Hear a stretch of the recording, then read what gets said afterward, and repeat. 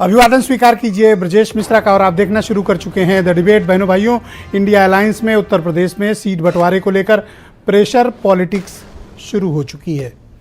अखिलेश यादव ने ऐलान कर दिया है कि नवरात्रि शुरू होने के ठीक पहले वो वीआईपी सीटों पर प्रत्याशियों का ऐलान कर देंगे। क्या बात बन गई है या फिर ये दबाव की राजनीति है, और क्या अभी सीट शेयरिंग का फार्मूला लटकाया जा रहा है इंडिया अलायंस में या ये तय हो गया है? आज हम इस मसले पर खुलकर चर्चा करने वाले हैं। बहन भाइयों, प्रेशर पॉलिटिक्स उत्तर प्रदेश में ऑन हो चुकी है। राजस्थान और मध्य प्रदेश में कांग्रेस अपने सहयोगी दलों को सीट देने को तैयार दिखती नहीं है, तो जवाब में उत्तर प्रदेश में समाजवादी पार्टी ने दबाव बनाना शुरू कर दिया है। अखिलेश यादव ने कल एक स्टेटमेंट दिया है जिसमें उन्होंने कहा है कि नवरात्रि शुरू होने के ठीक पहले समाजवादी पार्टी वीआईपी सीटों पर अपने प्रत्याशियों का ऐलान कर देगी। यानी कि मध्य प्रदेश में कांग्रेस को सीट शेयरिंग के लिए समाजवादी पार्टी से अब बात करनी ही पड़ेगी और कोई रास्ता नहीं है। और अगर मध्य प्रदेश का फार्मूला कांग्रेस लगाती है, यानी सहयोगी दलों को कोई सीट, कोई गठबंधन नहीं, तो उत्तर प्रदेश में भी समाजवादी पार्टी उसके साथ पूरे फार्मूला लगाने को तैयार बैठी है। ये एक तरह से दबाव की राजनीति है, क्योंकि जब तक दबाव पड़ेगा नहीं, बात दोनों तरफ से बनेगी नहीं। कांग्रेस को लगता है कि मध्य प्रदेश में वो बहुत अच्छा कर रही है, सरकार बना सकती है, इसलिए वो अपने सहयोगी दलों को सीट देना नहीं चाहती है।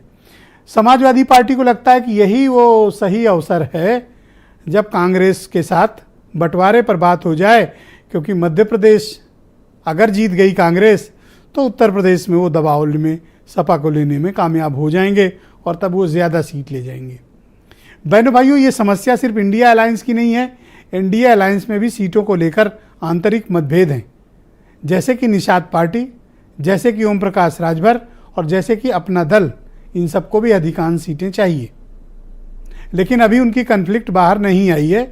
इंडिया अलायंस की भी कन्फ्लिक्ट बाहर नहीं आई है, लेकिन कमोबेश तैयारियां दोनों तरफ से चल रही हैं कि कौन किस पर अधिक प्रेशर बनाकर ज़्यादा से ज़्यादा सीटें अपने हक में चुनाव लड़ने के लिए इस्तेमाल कर सकें। इसी बीच भारतीय जनता पार्टी के पश्चिम उत्तर प्रदेश में सीनियर लीडर और केंद्रीय मंत्री संजीव बालियान ने पश्चिम उत्तर प्रदेश के अलग राज्य का मुद्दा छेड़ दिया है। वो कहते हैं उन्हें अलग एम्स चाहिए, वो अलग हाई कोर्ट चाहिए, अलग राज्य भी चाहिए। अब चुनाव नज़दीक आ रहा है तो बालियान को सब चाहिए। क्या वाकई में ये चुनावी मुद्दा है या फिर लोगों को भटकाने की कोशिश? इन सारे मुद्दों पर आज हम इस परिचर्चा में खुलकर बात करेंगे। लेकिन इंडिया अलायंस में सीट शेयरिंग को लेकर क्या हो रहा है?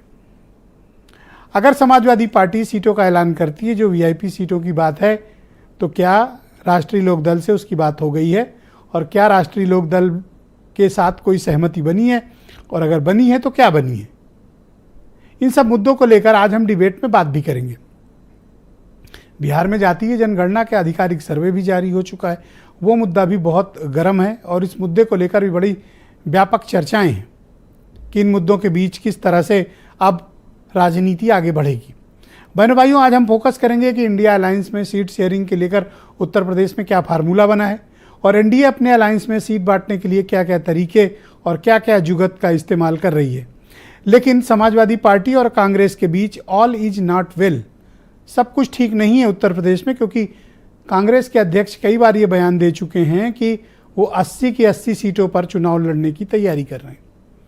बहनों भाइयों, मैं आपको थोड़ा पास्ट में ले जाना चाहता हूँ। 2 लोकसभा चुनाव पहले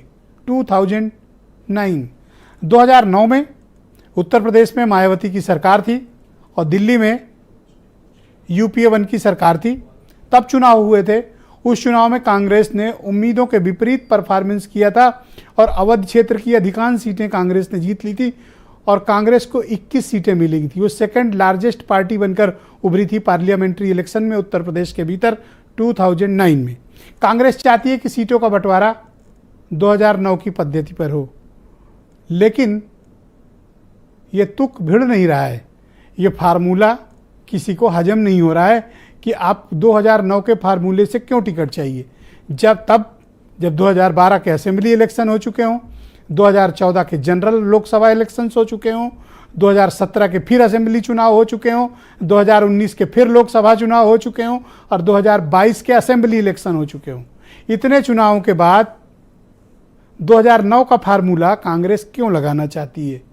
क्या कांग्रेस दबाव बना रही है या कांग्रेस उत्तर प्रदेश में अलायंस को, इंडिया अलायंस का भौकाल दिखाकर ज़्यादा से ज़्यादा सीटें अर्जित करना चाहती है?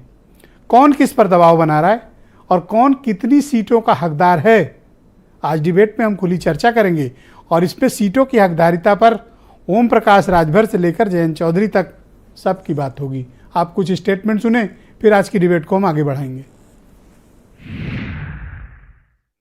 नवरात्र शुभ दिन होते हैं और शुभ दिनों में बुरे लोगों को हराने का फैसला समाजवादी पार्टी ने किया है कि हम अच्छे दिनों में, शुभ दिनों में जो समाज में नफरत फैला रहे हैं, झूठ बोल रहे हैं, बंटवारे की बात कर रहे हैं, उनके खिलाफ हम प्रत्याशी दे करके उनको चुनाव हराएंगे। समाजवादी पार्टी उत्तर प्रदेश की हर लोकसभा सीट पर संगठन बना चुकी है, बूथ का, सेक्टर का, जोन का। देखिए, अखिलेश यादव की पार्टी का आंतरिक मामला है कि वो नवरात्र पे उतारेंगे कि ईद पे उतारेंगे कि दिवाली पे उतारेंगे कि नए वर्ष पे उतारेंगे, पर वो जब भी इन वीआईपी सीटों पे प्रत्याशी उतारेंगे उन्हें हार का सामना देखना पड़ेगा। उत्तर प्रदेश में 80 के 80 लोकसभा भारतीय जनता पार्टी आदरणीय नरेंद्र भाई मोदी, आदरणीय योगी जी के नेतृत्व में जनता का विश्वास हासिल करके जीतने जा रही है और प्रचंड बहुमत से ये जीत होने जा रही है। और इन 80 सीटों के सहारे तीसरी बार आदरणीय नरेंद्र मोदी देश के प्रधानमंत्री बनने जा रहे हैं।